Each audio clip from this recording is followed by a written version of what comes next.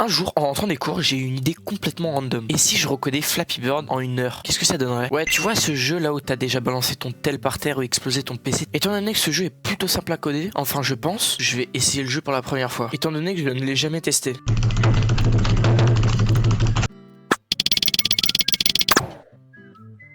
Bon, le jeu en soi est assez facile, mais c'est vite rageant. Bon, ok, je pense que ça va être plutôt simple en fait. Bon, pour commencer, je vais utiliser Unreal Engine parce que c'est la meilleure appli pour créer des jeux. J'ai ensuite créé un projet third person parce que j'avais juste la flemme de faire tout de zéro. Sauf que je me suis vite rendu compte d'un problème, c'est que j'avais pas les sprites. Du coup, je suis parti les chercher sur Google.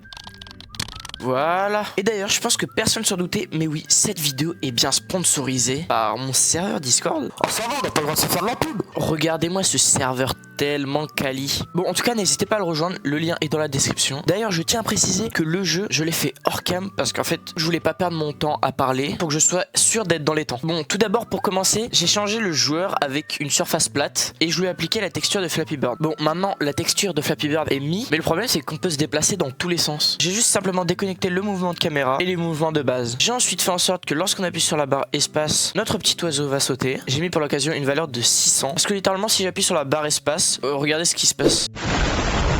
Bon, c'est bien beau tout ça, mais bon, on n'a pas de fond, donc c'est pas très joli. C'est pour ça que j'ai ajouté ce fond. Voilà, là c'est déjà plus joli. Bon, étant donné que je suis un goth, j'ai fait en sorte qu'on ait une chance sur 4 pour tomber sur un fond de nuit. Bon, maintenant c'est bien. On a le fond, on a le Flappy Bird qui saute. Il ne reste plus qu'à mettre les animations du Flappy Bird. J'ai donc fait en sorte que ici, lorsqu'on saute, le Flappy Bird soit penché en haut. Et si on meurt, le Flappy Bird redevient normal. Si le Flappy Bird tombe ou meurt, il sera incliné vers le bas. Et donc en tous les cas, ça reviendra sur le réseau de base. Pour rendre ça plus stylé, j'ai pris le son lorsque notre oiseau meurt, ainsi que le son lorsqu'on touche un tuyau ou le sol, un son de saut, le son de poing et le son lorsqu'on meurt.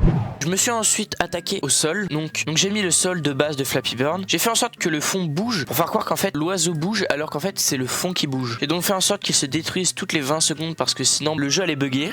Bon, voilà à quoi ressemble le jeu pour l'instant. Et maintenant il faudrait qu'on ajoute un système de mort sur le jeu. J'ai donc créé un événement de mort qui lance le son hit et puis j'ai juste fait en sorte que ça stoppe le jeu. Maintenant que ça c'est fait, j'ai ajouté les tuyaux. J'ai fait en sorte de les placer correctement. J'ai ensuite mis des box de collision pour que lorsqu'on les touche, eh bien ça rappelle notre event custom et du coup on meurt. J'ai aussi mis une box de collision pour les points. J'ai fait comme avec le sol et j'ai fait en sorte qu'ils se détruisent toutes les 20 secondes. Ensuite, j'ai fait en sorte qu'ils spawnent un petit peu aléatoirement au niveau de la hauteur. Et puis j'avais oublié, mais en fait on pouvait passer littéralement au-dessus des tuyaux. Donc j'ai rajouté une box de collision qu'on ne peut pas traverser. Ensuite, j'ai fait le menu pour commencer lorsqu'on clique et le score avec un petit bouton de pause. Et j'ai ensuite fait un système vachement complexe pour pouvoir ajouter les points. En fait, j'ai juste mis la référence de mon main menu pour pouvoir juste ajouter +1 à mon texte. Bon, maintenant que ça c'est fait, on a un jeu quasi fonctionnel. Bon, le problème c'est qu'on n'a pas d'animation de mort. Donc ce que je vais faire, c'est que je vais créer une classe de blueprint pour le game over. Donc voilà ce que j'ai fait en quelques minutes. Bon, c'est vraiment pas très joli, ça ressemble pas au vrai jeu, mais j'étais à court de temps.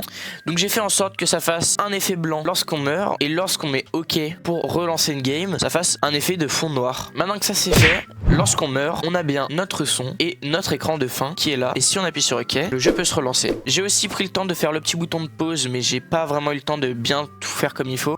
D'ailleurs, désolé pour le cadre noir, j'en ai aucune idée de ce que c'est. Et je nous ai concocté des jolis petits spaghettis, voilà. Bon, j'ai aussi fait en sorte que ça enregistre ton score dans le menu, mais ça s'est avéré être un énorme échec. Et puis j'ai aussi oublié et j'ai mis une caméra pour pouvoir faire en sorte que lorsqu'on saute, eh bien notre caméra ne suive pas le personnage. Et voilà, les 1 heure sont écoulées, j'ai réussi à faire ça. Malheureusement, je n'ai pas eu le temps d'enlever les ombres, mais bon, je pense que ça ira très bien. J'en suis très fier. Sur ce, n'hésitez pas à rejoindre mon serveur Discord. Je suis très actif dessus et souvent en vocal. D'ailleurs les gens, juste pour vous dire que les vidéos, je vais pas en sortir tout le temps. Bien évidemment, je vise personne. J'espère que cette vidéo vous aura plu. A plus.